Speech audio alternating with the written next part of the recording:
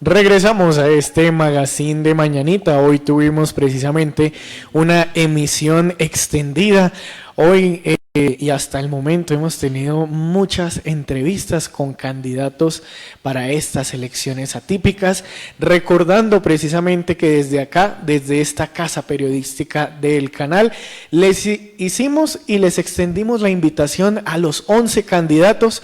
Afortunadamente para nosotros y para ustedes como audiencia, 10 de ellos aceptaron esta invitación para que ustedes, la audiencia, pudieran informarse un poco más sobre sus propuestas, sobre lo que están mencionando precisamente y de cómo llegarían a ese cargo, sea alcalde o alcaldesa.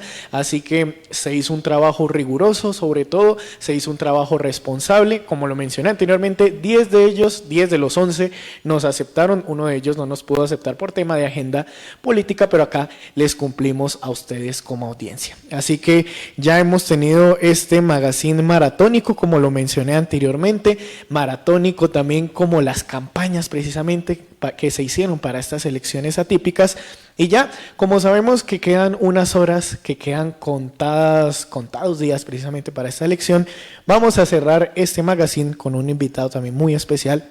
Me complace presentarles aquí a José Ricardo López Caro, candidato a la alcaldía de Tunja por Esperanza Democrática. Así que, candidato, muy buenos días. Gracias por aceptar también esta invitación para que todas las personas conozcan de sus propuestas y puedan elegir por quién votar el próximo domingo. Sí, muchas gracias por la invitación. Muy buenos días a todos los la teleaudiencia que está hoy viéndonos en directo por el canal. Sí, señor, vamos a ir este domingo 26 de julio a una jornada democrática donde 11 candidatos están disputándose la alcaldía mayor de Tunja. Entonces, dentro de todos esos candidatos, pues obviamente yo represento una postura que he venido manifestándolo día a día en cada una de las jornadas que hago con la ciudadanía. Yo lo que hago es visitar barrios, hablar con la gente, encontrar sus problemas. Y la riqueza de esta campaña para mí ha sido encontrarme con la gente y con esos problemas que muchas veces nadie descubre, porque aquí hay una pobreza oculta que por bien o por costumbre o por cultura o porque la gente realmente no hay doliente con ellos, están allí, están en esos barrios que todos conocemos, que están aparentemente en una situación bien, pero resulta que la gente vive angustia dentro de sus viviendas, dentro de sus hogares.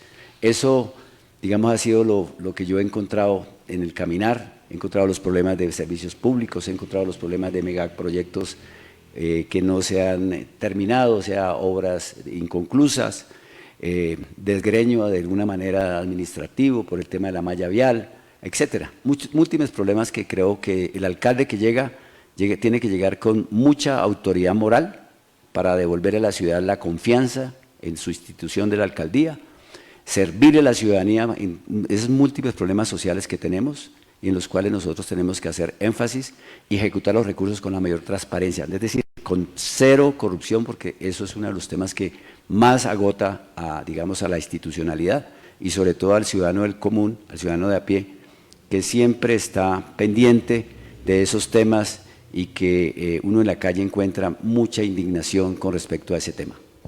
Así es, candidato. Y la pregunta que siempre se le viene a la mente a todo el electorado precisamente también es: ¿por qué en estas elecciones atípicas, faltando 17 meses, si no estoy mal, para complementar este trayecto político, precisamente este gobierno, ¿por qué lanzarse precisamente hasta este momento? Tal vez de pronto usted vio las necesidades de los boyacenses y por eso fue que decidió, o por qué decide lanzarse a estas elecciones atípicas con tan poco tiempo para trabajar también, ¿no? Sí, la verdad es que uno, como ciudadano, uno encuentra en la calle los problemas muy evidentes, es decir, cualquiera que sale a la calle se da cuenta de la malla vial, el deterioro de la malla vial, cualquiera que se sepa un poquito y se meta un poco en el tema social, sabe que los jóvenes salen de las universidades y tienen alto desempleo.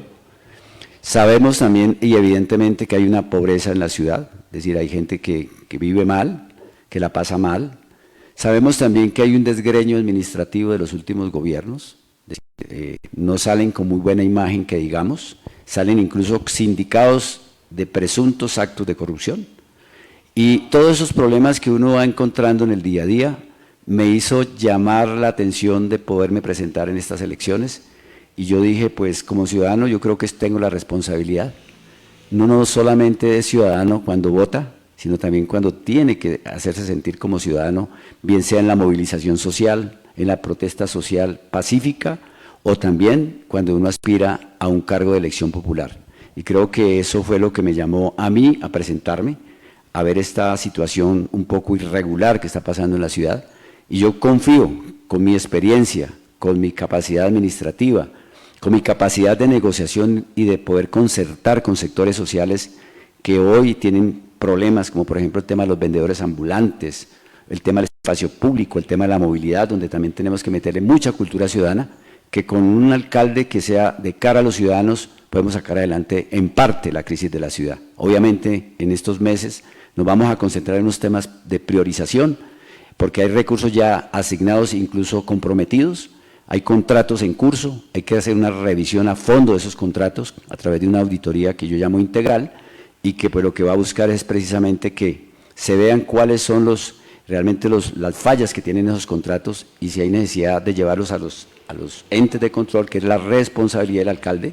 No es que el alcalde vaya a ser policía ni a ser juez, no, el alcalde lo que tiene que hacer es lo que le corresponde, con su control interno, con sus funcionarios de diferentes secretarías, mirar cómo se está haciendo la contratación, y especialmente en esa área de contratación, en la jefatura de contratación, cómo se hicieron esos contratos y qué encontramos en esos contratos para poder hacer exigibilidad inmediata a la ejecución de esos contratos, o por el contrario, que sean los entes de control a través de los oficios que uno haga, tanto a la Procuraduría, para que investigue al funcionario disciplinariamente, o bien a la Contraloría para que si hay hallazgos fiscales también le compete a la Contraloría sancionar, o en el caso de algún asunto penal, sea la Fiscalía la que investigue inmediatamente esas situaciones que tanto pues denuncia la ciudadanía y que pues el alcalde tiene la obligación de hacer. No es por si quiere, sino que es que hay que hacerlo.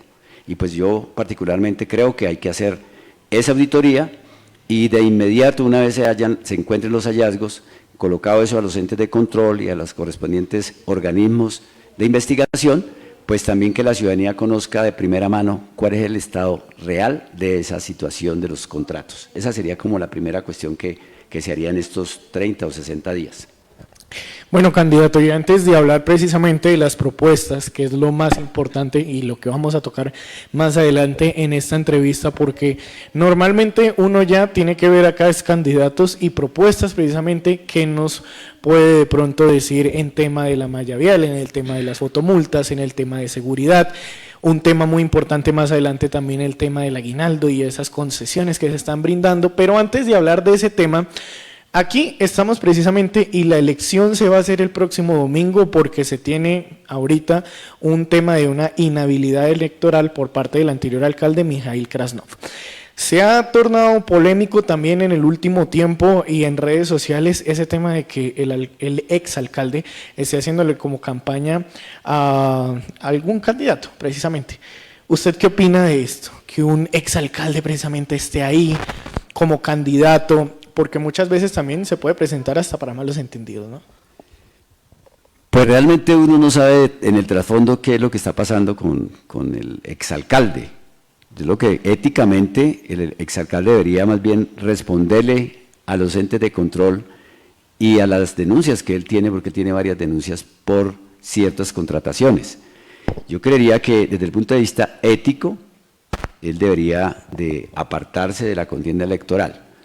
Pero más allá de eso, si lo que se está hablando en la ciudad es cierto, me parece que hay algún rasgo de cinismo en ciertas personas, porque se presentan como los salvadores cuando no han, durante su ejecución, durante su alcaldía, no fueron los más efectivos posibles, no fueron los más transparentes dentro de las mismas actividades que tenía que hacer el alcalde.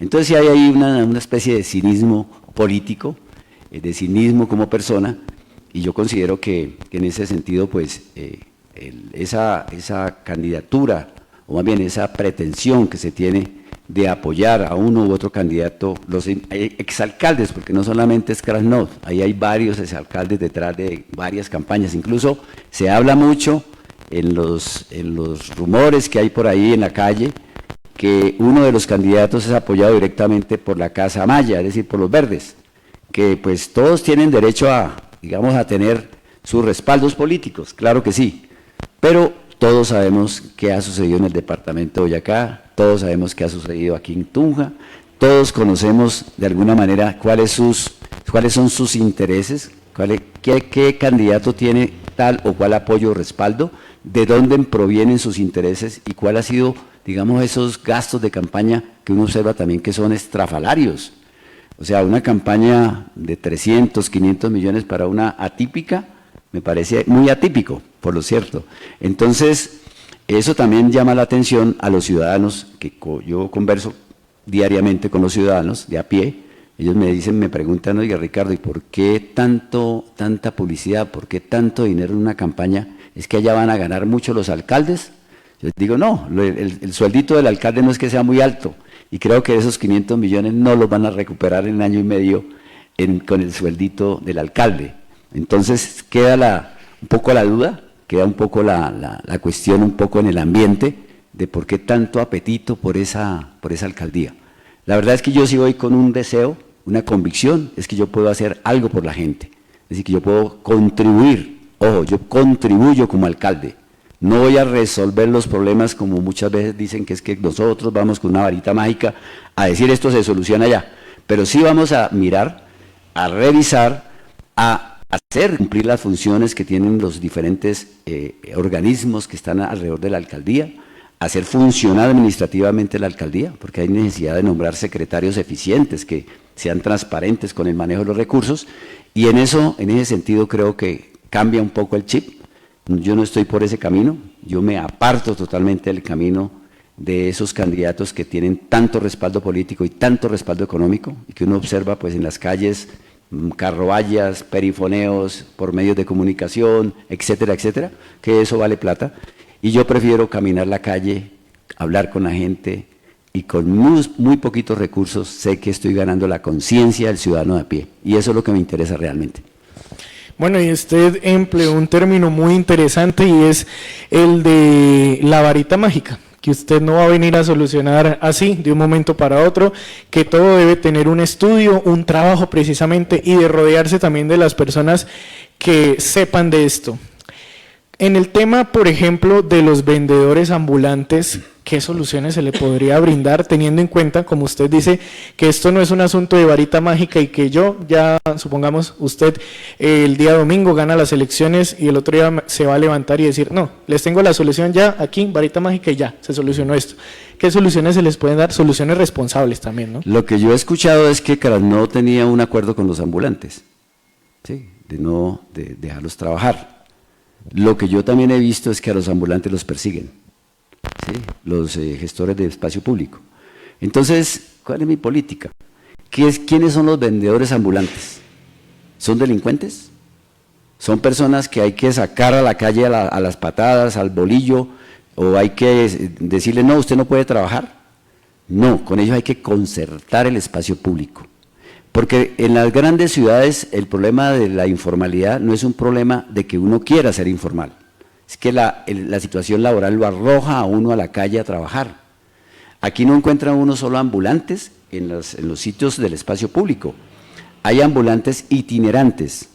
¿Qué son los itinerantes? Son aquellas personas que venden empanadas en la esquina, que venden tienen el puestico de verdura en la esquina del barrio, o sea, son itinerantes porque se mueven por toda la ciudad. ¿Sí? Y hay los permanentes, que son los que conocemos ya con sus puestos muy ubicados en ciertos lugares de la ciudad. Aquí se ha venido planteando que hay que limpiar la ciudad de vendedores ambulantes. La solución no es esa, la solución es concertar con ellos el control del espacio público, porque también es cierto que a veces se toman la calle, también es cierto que a veces los corredores hay que recuperarlo para los transeúntes, también es cierto que a veces se arriesga a un transeúnte, a un ciudadano que va a pie, se arriesga al pasar a la calle y pasar de pronto un carro y lo puede atropellar. Entonces sí hay que organizar el tema de la movilidad dentro del espacio público, porque por eso se llama público, porque es de todos, no solo de unos sectores, es de todos. Ahora, con el comercio informal también hay que concertar, hay que entender también la situación del comerciante que paga un arriendo, que tiene que pagar impuestos, etcétera, etcétera. Con ellos también hay que concertar la situación frente a cómo convalidamos o cómo convivimos con una realidad social que se llama la informalidad laboral. Y con eso, con esa política es que yo entro a conciliar, a concertar con ellos. Yo no los voy a atropellar, eso sí tengan la plena seguridad. Yo no tengo ningún acuerdo con ellos. Yo ni siquiera sé si van a estar apoyándome o no, pero yo tengo una política clara. En el tema de la informalidad y los vendedores ambulantes, ellos tienen familia detrás, ellos tienen necesidades, son seres humanos que también necesitan trabajar. Entonces, con ellos hablaré. Como he venido hablando seguramente con algunos que me conocen, que seguramente yo no tengo ningún acuerdo allá, no he reunido con ellos, a decirles, bueno, es que aquí voy a firmar aquí en mármol el acuerdo para que ustedes, tranquilos, que no les voy a hacer, yo no voy a hacer nada contra ustedes, no, es mi política. Es una política social de entendimiento de que la gente necesita trabajar y si yo no tengo alternativas de trabajo, pues la gente tiene que trabajar en la calle. Y lo otro que hay que decirlo también es que ellos están también a expensas del gota a gota. Y eso es un problema que nadie está mirando en la ciudad. Y resulta que el gota a gota es tal vez la manera más miserable, diría yo, de sacarle la renta a los vendedores ambulantes, a la gente que tiene un pequeño negocio. 30% de intereses que son diarios. O sea, todos los días, si a usted le dan 100.000 pesos, tiene que darle 30.000 el 30 o el 20%. Entonces, esos, digamos, la gente está trabajando ¿para quién? Eso también hay que verlo. Y eso tiene que tener un control. Eso no tiene tampoco que, o sea, aquí no pueden haber negocios de crediticios por fuera de la ley. Eso es un negocio que es extralegal. Eso está por fuera de la ley. No quiere decir que yo vaya, pues, a ir a hacer cosas contra ellos, sino simplemente hay que concertar situaciones y mirar cómo otras entidades bancarias le pueden permitir al trabajador informal acceder a créditos baratos. Y para eso la política crediticia que se estaba planteando con el gobierno de Gustavo Petro era precisamente que el Banco Agrario atendiera lo que llama la economía popular, que es esa, la informalidad, que es el negocio pequeño, que es el pequeño emprendimiento, que es el circuito económico del sector agrario, donde el campesino saca sus productos y alguien le comercializa, o él mismo va a la plaza de mercado o a los mercados populares campesinos que se hacen en algunas ciudades, y aquí en Tunja hay que hacerlo. Yo creo que por esa vía es que podemos generar mucha más generación de empleo y un poco más de convivencia en la ciudad. Así es, candidato. Y también usted hablaba del tema de los recursos, de administrarlos de manera responsable precisamente. Y ahorita en la ciudad de Tunja vemos una ciudad también que está minada de huecos en algunos sectores. ¿Qué soluciones darle precisamente a ese tema en la malla vial, el tema de los recursos, evidentemente? Porque vemos que en otras administraciones de pronto llegaban, parchaban ese huequito como que ahí, fácil, y a los meses otra vez estaba ahí el hueco. Entonces, ¿qué precisamente hacer con ese tema de la malla vial? Y también hablando ahí de la administración de recursos, para emplearlos de la manera efectiva precisamente, y que todos los tunjanos o las personas que viven acá, que no necesariamente sean de acá de Tunja o de Boyacá, pues vean esas soluciones y no una solución de pronto, como nombramos ahorita la varita mágica, decir, no, es que yo aquí lo voy a hacer en tanto tiempo, rápido, como que para demostrar algún tema. ¿Cómo o qué soluciones se les da a eso? Los candidatos han venido planteando, bueno, otras campañas han venido planteando una serie de medidas, perdón. ¿Aló? Bueno, han venido planteando una serie de medidas que se habla de choque. Particularmente yo creo lo siguiente: el tema de la malla vial es un tema estructural ya de la ciudad. Aquí más o menos el 30% de la malla vial está, mejor dicho, en condiciones lamentables. Eso lo sabemos, porque los que andamos por la calle, nos movemos por los barrios, sabemos cómo está la situación de la malla vial. Los recursos que se habían proyectado para la malla vial se le dieron a un contratista, ¿sí? Don Matías. Pero resulta que ese contrato no tiene objeto simplemente o solamente malla vial, ¿sí? Reparación de la malla vial. Es uno de los ítems del objeto del contrato, porque ese contrato tiene de objeto hasta capacitaciones. Es un contrato totalmente raro, extraño. De otro lado, ese contrato se le dio no un anticipo, sino un pago del 95%, es decir, ya se le pagó el contrato. Y uno observa la ejecución del contrato y ve que los huecos siguen en la calle. Y uno dice, bueno, entonces, esa parte de la malla vial en ese contrato, ¿a cuánto corresponde de los 14.800 millones que hay allí, en ese contrato? Entonces uno dice, bueno, entonces técnicamente hablando, ¿quién le hace seguimiento al contrato? ¿Cuál es la supervisión de ese contrato? ¿Cuál es la interventoría que se le hace a ese contrato para esas obras? Uno no encuentra respuesta. La alcaldesa ha sido muy tibia en ese aspecto, diría yo. Yo no encuentro todavía respuesta, la verdad, porque quien tiene que darnos respuesta en ese momento es la alcaldesa encargada. Ella simplemente ha dicho, no, lo mismo que yo estoy diciendo, no encuentro claro el objeto, no encuentro clara la ejecución, pero no hay como claridad ante la ciudadanía. Entonces queda la duda. Entonces la malla vial, ese pedazo que queda ahí de ese contrato, uno no sabe cuánto asciende realmente la reconstrucción de la malla vial. Por lo tanto, primera cosa, ir y mirar, revisar qué es lo que realmente está pasando con ese contrato. Esa es la primera malla vial que hay que reparar. El contrato, cuánto asciende para poder reparar la malla vial. Lo segundo que hay que decir es que técnicamente es imposible reconstruir la malla vial de la ciudad desde el punto de vista financiero. Eso sería decirle mentiras a la ciudadanía. Aquí hay obras de construcción de carreteras, de secundarias, etcétera, incluso en lo rural, que requieren una inversión bastante grande. Yo no tengo el cálculo, pero hablan de billones, para poder reconstruir la malla vial en Tunja. Entonces lo que hay que hacer, lo que vienen haciendo es reparcheos. Algunos reparcheos se hace técnicamente levantando el asfalto y volviendo a colocar nuevamente el asfalto nuevo, ¿sí? Pero eso tiene unas técnicas. Yo no soy ingeniero de vías ni de vías y transportes. Yo no tengo la técnica para decir, no, es que tiene que ser el asfalto de tal o cual manera. Yo lo que sé es que tiene una técnica, tiene unos ingredientes, tiene una química, tiene que tener una técnica de ingeniería para poder decir, esta malla hay que levantarla completa y volver a hacer otra malla u otra carretera aquí, otra vía. Entonces, en ese sentido, eso vale mucho dinero, ¿vale? Es decir, levantar toda la malla que está mal para volver a reconstruir. Pero sí podemos hacer reparación, que eso es lo que debemos hacer. Yo lo que estoy mirando es que dentro del presupuesto, con el presupuesto que se tiene asignado para la Secretaría de Infraestructura, sí podemos hacer unos avances y priorizar algunas vías en estos 14 meses y también poder proyectar y presionar a la obra que se está haciendo. Hay unas 14 o 15 puntos que están en un contrato con la gobernación, donde hay recursos de la gobernación, de Invías y de la alcaldía. Esas vías que son, por ejemplo, la salida a Villa de Leyva, ¿sí? La salida, esta vía que está casi destruida de la Glorieta Norte a la salida a Bucaramanga, o sea, hacia Moniquirá, esa vía está terriblemente destruida, que son vías que tienen que reconstruirse con ese contrato del cual estoy hablando. Entonces, responsablemente sí creo que podemos hacer priorización de algunas vías, algunas otras vías podemos hacer avanzadas, ¿sí? Avanzadas incluso con juntas de acción comunal que podamos ayudarnos ahí a mirar cómo taponamos algunas cosas que son realmente tan catastróficas y evidentes que por ahí no pasa nadie, ¿sí? Y eso lo encontramos en diferentes sitios de la ciudad.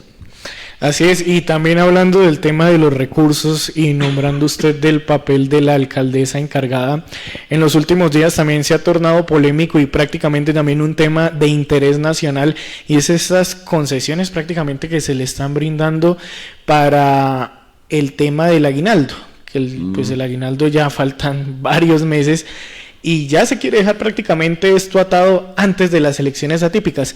¿Qué opinión le merece usted este tema, esto que se hizo precisamente aquí para ir también conversando esto con la audiencia? Pues he recibido quejas ciudadanas sobre cómo la alcaldesa actual está realizando una serie de contrataciones. No solamente el tema del aguinaldo boyacense, ¿no? Que ya está en el SECOP y ya hay un contrato allí ya prácticamente donde los cultores, los gestores culturales apenas raspan como el 3% de los 10.000 millones del contrato que habla. Yo creo que responsablemente, éticamente, la alcaldesa debería haber dejado ese contrato para el nuevo alcalde.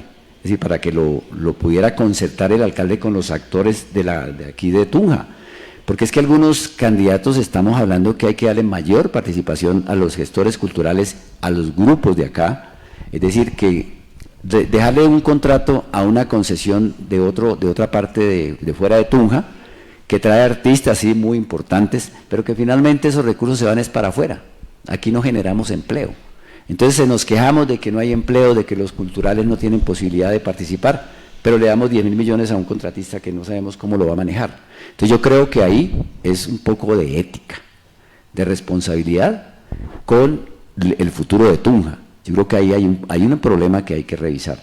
Entonces yo sí creo que la alcaldesa encargada, y lo dije desde el primer día que me inscribí, le solicito a la alcaldesa que no toque los contratos a futuro, porque esos contratos son de resorte de la nueva alcaldía que llega. Entonces están aprovechando el cuartico de hora para dejar raspada la ollita, y yo creo que ahí hay un problema ético y de responsabilidad con la ciudadanía de Tunja. Bueno, ya aquí el candidato nos habló de algunos temas de interés, de algunos temas también de sus propuestas, de qué se haría y de ese proceso de concertación que también se podría hacer con los vendedores ambulantes, del tema de la malla vial. Ya vieron también alguito, un breve esbozo también de sus propuestas, de temas polémicos, pero ya para ir cerrando también aquí. Ante nuestra audiencia tenemos aquí estas cámaras, tenemos este live en las diferentes redes sociales, ya para que nos vayamos despidiendo. ¿Por qué votar precisamente por usted como candidato a la alcaldía? Recordemos de este proceso de elecciones atípicas, así que aquí ante la audiencia, ¿por qué votar precisamente por José Ricardo López Caro para estas elecciones atípicas? Para que ya vayamos cerrando. Bueno, ¿por qué votar? Porque primero es un ejercicio que tenemos que hacer como ciudadanos responsables. Segundo, porque hay una indignación en la gente que yo estoy rescatando, que yo estoy viendo, que yo me siento también aparte de esa indignación como ciudadano de Tunja. He visto el dolor y la angustia de la gente que trabaja en las plazas de mercado, las administraciones que atropellan a esos ciudadanos que trabajan a diario, que son campesinos, que son gente que lleva 40 años en esas plazas de mercado, que yo lo denuncié. De un día para otro, desalojo, porque vamos a hacer una plaza de mercado muy bonita, pero no piensan en la gente. Creo que también encarno el sentir ciudadano por el desgreño administrativo que tiene esta ciudad, por los síntomas de calamidad que ya existen en algunos sectores de la ciudad, por el estado de la malla vial, por la situación de pobreza oculta que tiene la ciudadanía en muchos sectores de la ciudad, y eso nos duele y nos conmueve. Yo creo que a ese ciudadano de a pie, a ese ciudadano responsable con su ciudad, a ese que siente de verdad que necesitamos hacer cambios trascendentales en esta ciudad, de cultura incluso política, de manejo transparente de los recursos, de administración eficiente, creo que por eso los estoy invitando a votar por Ricardo López Caro, porque yo creo que puedo encarnar esta situación, puedo darle soluciones o plantear soluciones, y con el diálogo, la concertación con los sectores sociales, podemos sacar entre todos esta ciudad. Tunja no merece la suerte que tiene, y por eso yo hoy me presento a decirle a los ciudadanos de a pie, a los ciudadanos de diferente color político, hoy no nos interesa en confrontaciones, nos tenemos que unirnos para sacar adelante la ciudad. Por eso los estoy invitando muy cordialmente a que este domingo 26 nos acompañen en las urnas y voten por José Ricardo López Caro, que está aquí presente y que les da la cara a todos los ciudadanos en cualquier momento para decirles que aquí vamos a trabajar por Tunja, porque Tunja debe avanzar hacia el cambio. Así es. Bueno, entonces vamos cerrando entonces esta entrevista también, sin antes agradecerle a José Ricardo López Caro, candidato a la alcaldía de Tunja para estas elecciones atípicas por el Movimiento de Esperanza Democrática. Ya lo escucharon a él también, algo de sus propuestas, y la invitación también es para que todos salgan a votar precisamente el próximo domingo, independientemente del candidato, salgan a votar, miren las propuestas, como dice inclusive el doctor y nuestro analista político siempre acá, dicen: no voten por el comentario de Facebook, no voten por el comentario ahí escueto de redes sociales, sino por propuestas serias, por propuestas válidas. Recordemos que estamos definiendo el futuro de esta ciudad por los próximos 17 meses, así que invitados a votar también y que salgan a hacer su ejercicio democrático y responsable. También recordarles que el día domingo estaremos acá con todo nuestro equipo periodístico del canal, llevándoles los resultados, los pormenores de esta jornada típica. También nuestro equipo estará en los distintos puntos de votación, mencionándoles cómo va la jornada, cómo va este suceso, y también a las 4 de la tarde entonces estaremos aquí para llevarles todos estos pormenores. ¿Saben cómo votar? Efectivamente. Bueno, efectivamente. Para despedirnos ya, sí, su invitación. para no molestarlos más por el día de hoy. El tarjetón aparecen las fotos de los candidatos, el partido que los avala y el nombre. No aparece número, entonces para que no se vayan a confundir. En la parte exactamente ahí como se estaba mostrando, ojalá me lo muestre más en el plano mayor, ahí aparezco yo en el tercer renglón. A eso, ampliémoslo un poquito para que lo miremos y miremos cómo estamos ahí ubicados en el tarjetón. Estamos en el tercer renglón de abajo hacia arriba, 1, 2, 3, digamos que en el puesto número 8, en todo el centro aparece José Ricardo López, que es uno de los más viejitos, de los más veteranos, pero no sin ello quiero convocar también a todos los jóvenes a que nos acompañen y voten por el Cucho. No importa, hay que sacar adelante esta ciudad y tengo toda la energía todavía para hacerlo.